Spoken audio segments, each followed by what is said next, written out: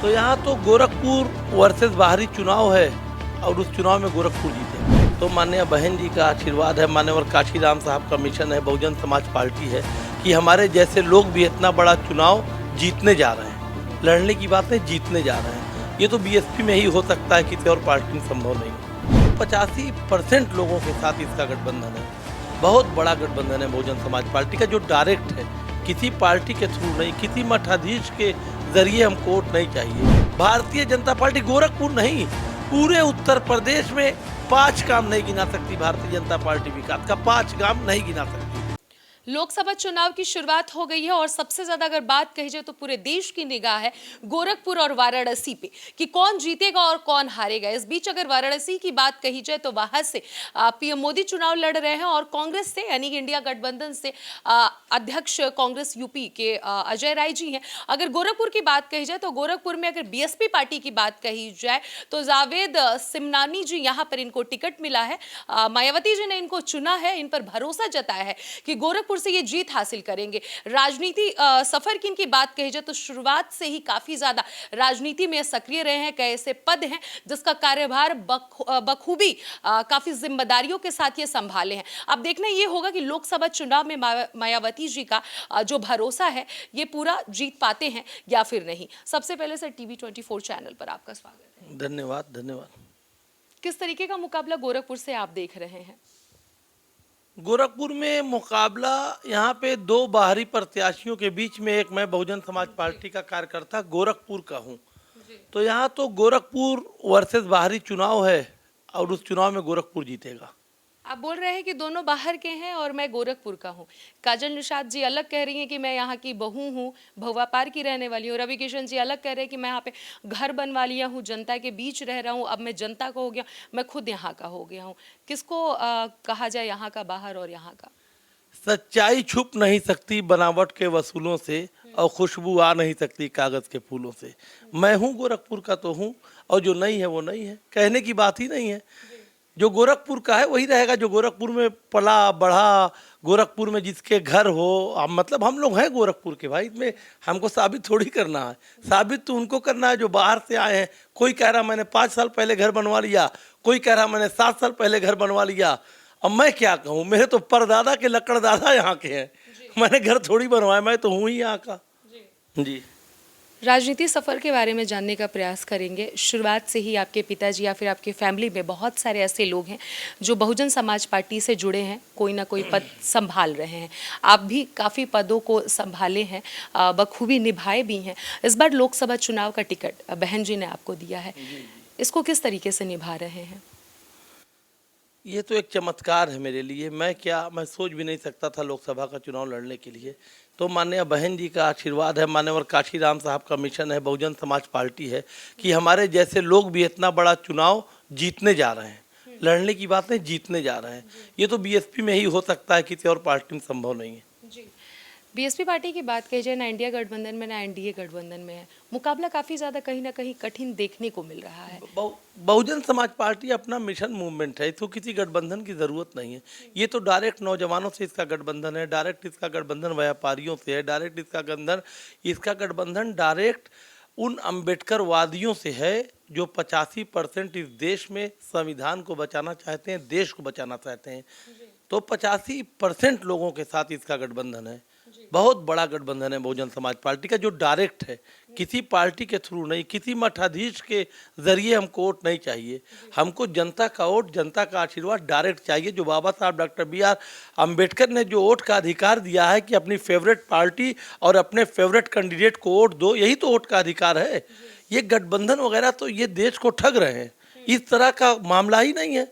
Vote का अधिकार तो प्रत्येक व्यक्ति, प्रत्येक नागरिक को है कि वो अपने फेवरेट कैंडिडेट और अपनी फेवरेट पार्टी को दे। अब हम गठबंधन किसी से कर लें, वो किसी का फेवरेट ना हो, जबरदस्ती उसको वोट दिलवाएं, ये तो देश, गठबंधन तो ठगने की एक व्यवस्था है देश में।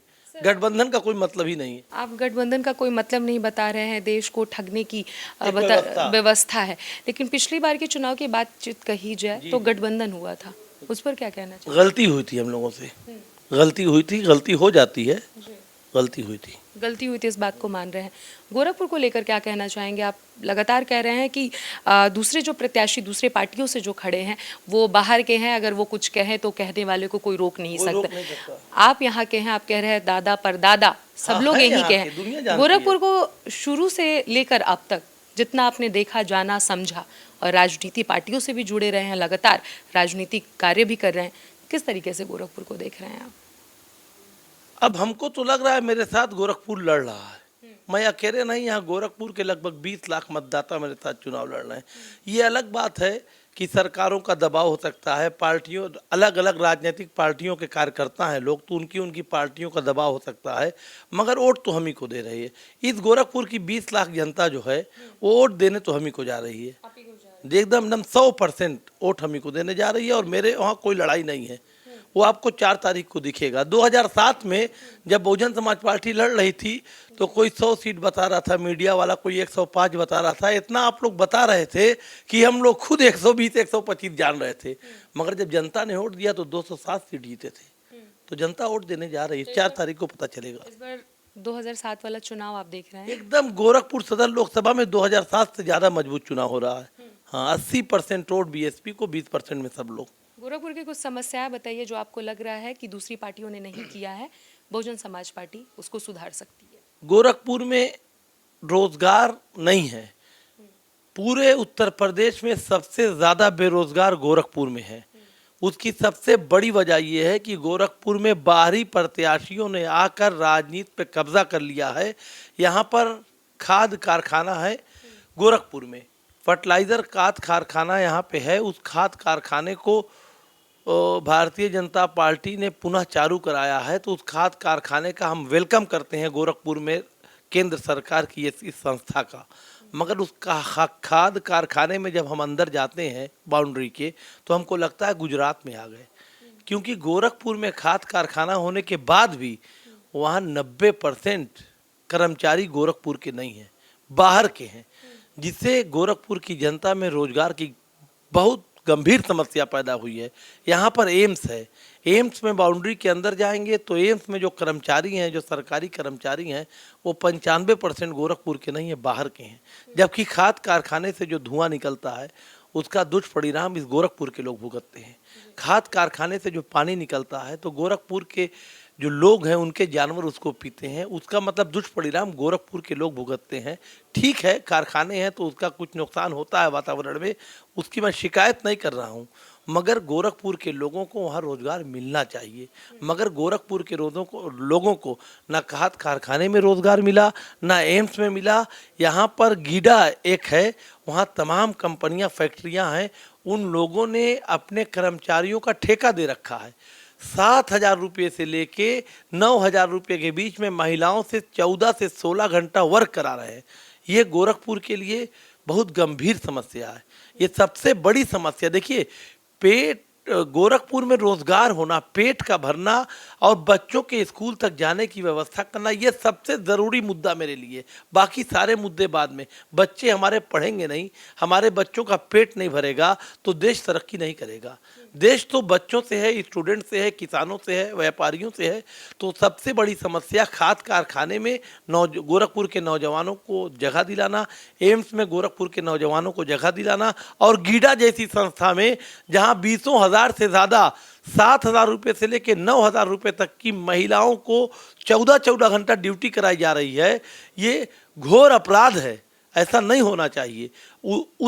इस तीनों समस्या का समाधान कराना है। और सिर्फ 15 मिनट की बारिश में गोरखपुर महानगर है, लोग कहते हैं कि ये सीएम सिटी है, लोग कहते हैं, तो ये सीएम सिटी होने के बाद अगर बारिश हो गई होती है अभी 10 मिनट, तो आप मेरे घर तक नहीं आ पाती। इस रोड पे आप आई हैं तो आपको लगा होगा ना कि गोरखपुर मेन शहर में आप घूम रही हैं, एकदम शहर का पास इलाका है ये, मगर आप यहाँ आ नहीं पाती। यहाँ 3 फीट पानी लगता है, 3 फीट पानी लगता है 10 मिनट की बारिश में। पूरा गोरखपुर 10 मिनट की बारिश के बाद नदी बन जाता है। इसको गोरखपुर को बारिश के पानी से मुक्त कराना है। जो बारिश के पानी से जो गोरखपुर लगता है 3 फीट का, और गोरखपुर पूरा जाम ग्रस्त है। थोड़ी सी लगन तेज हो जाए, ईद आ जाए, दिवाली आ जाए, होली आ जाए, तो यहाँ का जो व्यापारिक स्थल है पूरी तरह जामग्रस्त हो जाता है, यहाँ व्यापार नहीं हो पाता। अगल बगल के जो टाउन एरियो के इलाके के लोग हैं वो गोरखपुर छोड़ के बनारस और लखनऊ की तरफ चले जाते हैं मार्केट करने के लिए, क्योंकि यहाँ पे आएंगे तो पूरा दिन खराब हो जाएगा। तो ये 4-5 मुख्य समस्या हैं, इसको दुरुस्त कराएंगे चुनाव जीतने के तुरंत बाद। गोरखपुर की आपने समस्याओं को गिनाया। बीजेपी ये कहती है कि लगातार वो पूरे देश में विकास कर रही है और खास करके गोरखपुर की बात कही जाए तो यहाँ से कई वर्षों से लगातार सांसद बनते आ रहे हैं सीएम योगी आदित्यनाथ, और उन लोग का ये कहना है कि लगातार विकास हो रहा है।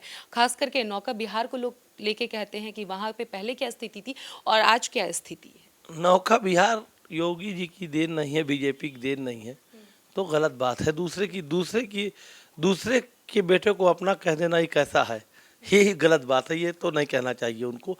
ना नौका बिहार उनकी देन है, ना फर्टिलाइजर उनकी देन है, ना एम्स उनका है ही नहीं कुछ। तो बिला वजह दूसरे की कुछ किया ही नहीं है, कुछ उन्होंने किया है, फर्टिलाइजर में 90% बाहर के लोगों को भर्ती कर दिया, एम्स में 90% बाहर के लोगों को भर्ती कर दिया। गीडा में पहले गीडा ठीक था, जब फर्टिलाइजर यहाँ खुला, आज थोड़ी खुला है, जब फर्टिलाइजर यहाँ खुला तो ठीक था, यहाँ के लोग थे उसमें। इन्होंने ये जब आए उसको दोबारा चालू कराया तो यहाँ के सारे लोगों को रोजगार से दूर कर दिया, बाहर के लोगों को लेकर चले आए। ये किया इन्होंने तो कुछ गोरखपुर में विकास के नाम पे भारतीय जनता पार्टी, गोरखपुर नहीं पूरे उत्तर प्रदेश में 5 काम नहीं गिना सकती भारतीय जनता पार्टी विकास का, 5 काम नहीं गिना सकती। वो मेट्रो की बात कर रहे हैं, उनकी देन थोड़ी ना है, उनकी देन है। लखनऊ आज जाइए तो लखनऊ लगता ही नहीं उत्तर प्रदेश में हूँ। जो लखनऊ में माननीय बहन जी ने काम किया है, लखनऊ को सजाया है, उसके बाद तो लखनऊ जाने पे गर्व महसूस होता है। पहले तो लखनऊ जाने पे लगता ही नहीं था कि मैं प्रदेश की राजधानी में हूँ, दिल्ली जाने पे लगता ही नहीं था। जब आप लखनऊ से दिल्ली जाइए तो बीच में जो माननीय बहन जी ने उत्तर प्रदेश के इलाके में जो पार्क बनवाया, जो उसका सुंदरीकरण कराया, वो कोई कर सकता है? सब ऐतिहासिक काम है इस देश का। माननीय बहन जी के द्वारा किए गए सारे कामों को अपना काम बता रही है भाजपा। बावजूद भी बीजेपी कैसे जीत रही है, जनता कैसे चुन ले रही है बीजेपी को? अभी पिछले लोकसभा चुनाव में देख लीजिए, जीता है बीजेपी ने। अभी 3-4 राज्य में जो विधानसभा चुना है वहां पे भी बीजेपी ने जीत हासिल की। उसके बावजूद भी जनता कैसे बीजेपी को चुन रही है? अब आंकड़ा आप ही लोगों ने बताया है कि 5 करोड़ वोट पड़ा था, 2 लगभग 2.5 करोड़ से ज्यादा वोट ज्यादा निर्वाचन आयोग बता रहा है। ही वोट कहाँ से आ गया? पड़ा, जितना वोट पड़ा उसके 6 दिन बाद निर्वाचन आयोग बता रहा है कि 2.5 करोड़ और पड़ा है, तो जीत रही है बीजेपी। मगर बेईमानी बहुत दिन तक नहीं फलती फूलती है, बेईमानों का राज बहुत दिन नहीं चलेगा। ये 2.5 करोड़ वोट कहाँ से आया? ये आया कहाँ से? शाम को 5 बजे मतदाताओं ने वोट दे दिया, 6 बजते ईवीएम मशीन लॉक हो गई। सारे लोगों ने, सारे राजनीतिक पार्टियों के लोगों ने वोट नोट कर लिया और सारे जगह मैसेज हो गया कि इतना वोट पड़ा है। और 3 दिन के बाद ये 2.5 करोड़ वोट, 2.5 करोड़ का मतलब आप समझ रही हैं? तमाम राष्ट्रीय पार्टियां, बहुजन समाज पार्टी जितना वोट पाई थी, ममता बनर्जी और 2.5 करोड़ वोट नहीं पाई। पिछले लोकसभा चुनाव में वोट 2.5 करोड़ पाया ही नहीं उन्होंने। 2 करोड़ से कम वोट ममता बनर्जी ने पाया था पूरा, और 2.5 करोड़ वोट बढ़ गया। समाजवादी पार्टी 2 करोड़ 10 लाख वोट पाई थी पूरे लोकसभा में, पूरे देश में, और 2.5 करोड़ वोट बढ़ गया। मतलब तमाम राष्ट्रीय पार्टियां जितना वोट पाई थी उतना वोट इकट्ठा बढ़ा दे रहा है निर्वाचन आयोग। तो अब आप समझिए भाजपा कैसे जीत रही है। इस बात को समझने में अब तो देश समझ रहा, दुनिया समझ रही है, मगर बहुत दिन तक बेईमानी नहीं चलेगी। हाँ, जीत जाते हैं तो सबसे पहला कौन सा विकास का कार्य करेंगे गोरखपुर में? हम जीतेंगे तो बहुत से लोग जीतेंगे बीएसपी के। सबसे पहला काम तो बहन जी को प्रधानमंत्री बनाने का होगा, क्योंकि विकास का रास्ता तो बहन जी खोलेंगी, इन लोगों के बस का नहीं है। तो सबसे पहला काम है माननीय बहन जी को प्रधानमंत्री बनाना। यही जीवन का यही लक्ष्य है पिछले 30-35 सालों से।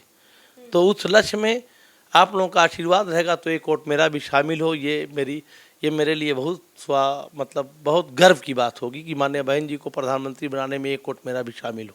30-35 वर्षों में आपने अपने लिए कुछ नहीं सोचा? जो आप कह रहे मेरी तमन्ना है मायावती जी को प्रधानमंत्री बनाना। अपने लिए सोच रहा हूँ, माननीय बहन जी बनेंगी तभी मेरा, मेरे बच्चों का विकास होगा, तभी मेरे समाज का विकास होगा, तभी इस देश का विकास होगा। ये सब मेरा ही तो है। ये देश किसका है? मेरा है। ये गोरखपुर मेरा है। ये बहन जी प्रधानमंत्री बनेंगी तभी इन सब चीज़ों का विकास होगा। अपने लिए ही बहन जी को प्रधानमंत्री बनाना है, और क्या अमेरिका के लिए थोड़ी बनाना है, अफगानिस्तान के लिए थोड़ी बनाना है, अपने लिए बनाना है। बहन जी प्रधानमंत्री बन जाती हैं, क्या उम्मीद कर रहे हैं आप? एकदम एकदम 100। आपके लिए क्या कुछ करेंगी? बहन जी सब कुछ जो करेंगी वो मेरे लिए ही करेंगी। क्या उम्मीद रखे हैं? जैसे अभी आप कह रहे हैं कि वो बनेंगी तो मेरे लिए बनेंगी, मेरा ही फायदा, जाहिर सी बात है आप उनकी पार्टी के हैं तो आप ही का नहीं, बहुत सारे लोगों का फायदा। हाँ, मेरे लेकिन आप अपने लिए क्या सोच रख रहे हैं? काफी वर्षों से राजनीति में है, किस तरीके से क्या कुछ सोच रहे हैं कि उस पद को हासिल कर लूंगा तो कुछ विकास कर पाऊंगा? माननीय बहन जी जिस दिन इस देश के प्रधानमंत्री पद की शपथ लेंगी उस दिन मुझको जो गर्व महसूस होगा, मेरे चेहरे की जो चमक होगी, वो मतलब दुनिया में कोई दे नहीं सकता। हाँ, वो मिल जाएगा मुझको। माने बहन जी प्रधानमंत्री बनेंगी तो जो मुझको मिलेगा वो दुनिया में कोई दूसरा दे नहीं सकता। वो चमक, वो आत्मविश्वास, वो अब मैं बता नहीं सकता आपको क्या मिलेगा मुझको, वो तो आप सोच भी नहीं पाएंगी। चलिए ठीक है। तो ये थे हमारे साथ जावेद सिमनानी जी, जिन्होंने कहा कि इनका सबसे पहला लक्ष्य यही रहेगा कि मायावती जी को प्रधानमंत्री बनाना है। अगर वो प्रधानमंत्री बनेंगी तो देश का विकास करेंगे, प्रदेश का विकास करेंगे और देश तभी जाकर आगे बढ़ेगा। बाकी और कोई नहीं है जो देश का विकास कर पाए। साथ ही साथ इन्होंने सपा प्रत्याशी और भाजपा प्रत्याशी को भी लेकर कहा कि वो लोग बाहर के हैं, मैं यहाँ का मूल निवासी हूँ। एक तरफ सपा प्रत्याशी कहती है मैं यहाँ की रहने वाली हूँ, बहू हूँ, वहीं भाजपा प्रत्याशी ये कहते हैं कि जनता के बीच में आकर मैंने अपना मकान बनाया है गोरखपुर में, मैं यहाँ का अब हो गया हूँ। एक तरफ सिमनानी जी ये कहते हैं कि मैं यहाँ का हूँ, मेरे दादा परदादा यहाँ से मकान बनवाए हैं, तो कौन क्या है ये जनता जानती है और इस बार बहुजन समाज पार्टी भारी मतों से जीत रही है, ऐसा सिमनानी जी का कहना है। अब देखना ये होगा 4 जून को कि कौन जीतता है और कौन हारता है गोरखपुर से। कैमरा पर्सन हर्ष के साथ अनन्या मिश्रा, TV 24 गोरखपुर।